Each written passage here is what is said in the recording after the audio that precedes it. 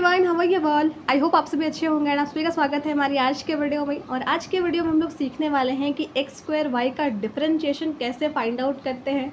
तो ये क्वेश्चन खुद में ही स्पेशल क्यों है, क्योंकि इस क्वेश्चन में आपको थोड़ा सा ध्यान देना होगा कि यहाँ पर एक्स स्क्वायर वाई आपको गिवन है। एक्स स्क्वायर वाई मतलब कि यहाँ पर दो आपके अलग अलग वेरिएबल टर्म्स हैं। दोनों टर्म सेम नहीं है, दोनों की वैल्यू अलग है। क्यों? क्योंकि एक x से डिनोटेड है और एक y से डिनोटेड है। तो इस केस में हम लोग प्रोडक्ट रूल फॉलो करते हैं डिफरेंशिएशन का, और वो ये होता है कि सबसे पहले यहाँ पर आप इक्वल टू का साइन देंगे। उसके बाद अगर प्रोडक्ट रूल की बात करी जाए तो मान लीजिए इसको मैं एज एक्सप्रेस करती हूँ u इंटू वी।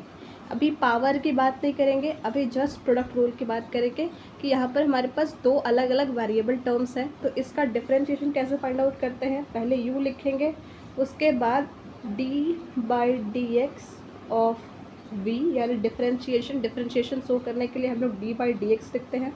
और यहाँ पर मैं x के टर्म के साथ एस्पेक्ट से डिफरेंशिएट कर रही हूँ, इसलिए मैंने d by d x of v लिखा है।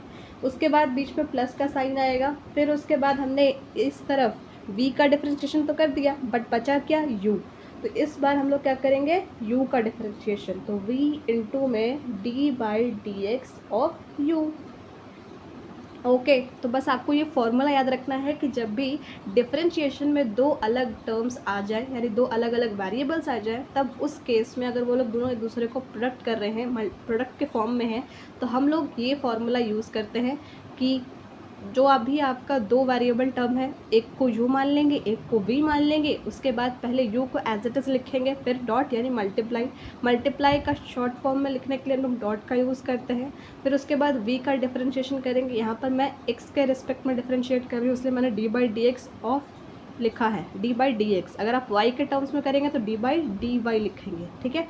फिर उसके बाद बीच में आएगा बाई डिफ़ॉल्ट प्लस साइन के बाद हमने यहाँ पर v का डिफरेंशिएशन तो कर लिया, तो अब बचा क्या, u का डिफरेंशिएशन। और इस बार हम लोग v को एज इट इज़ रखेंगे और मल्टीप्लाई में डिफरेंशिएशन ऑफ u। तो यहाँ पर आपका है एक्स स्क्वायर वाई, यानी कि दो अलग अलग वेरिएबल टर्म्स हैं। तो सिंपली सबसे पहले हमने x को मान लिया है u और y को मान लिया है v, एक्स स्क्वायर को। तो यहाँ पर एक्स स्क्वायर को एज इट इज़ रखेंगे, okay.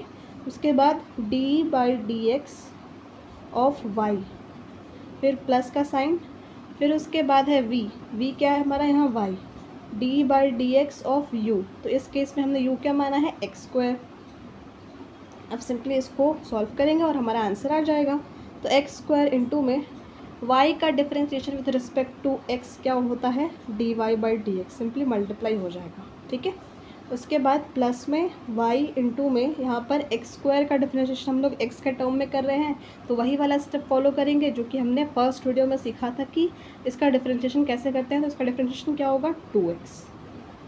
And this is your answer. आपका आंसर यही है कि x square dot d y by d x plus 2xy। यहाँ पर इक्वल टू के बाद कोई टर्म नहीं था, इसलिए आप अपना आंसर ऐसे ही छोड़ेंगे। अगर इक्वल टू के साइड यानी RHS में कुछ वैल्यू गिवन होती तो हम लोग और इसको आगे सॉल्व करते हैं और अपना final answer dy by d x is equals to करके छोड़ते हैं। या आप इसको आगे भी बढ़ा सकते हैं कि मान लीजिए आपने यहाँ पर 0 लिख दिया, लेकिन अभी ऐसा सच हमें कुछ क्वेश्चन में गिवन नहीं है, तो इसलिए हम लोग इसी को अपना आंसर कंसिडर करेंगे।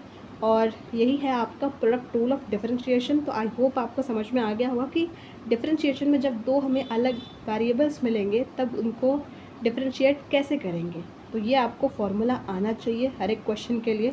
ज़रूरी नहीं है कि आप इस फार्मूला का हर एक क्वेश्चन में मेंशन करें, आप अपना सोल्यूशन यहाँ से स्टार्ट भी कर सकते हैं। बट अगर आप शुरुआत से शुरू कर रहे हैं तो आप कुछ क्वेश्चंस में इन फार्मूले को लिख सकते हैं अपने आंसर में। विद प्रैक्टिस ये फार्मूला याद हो जाता है, ठीक है। तो thank you so much for watching this video.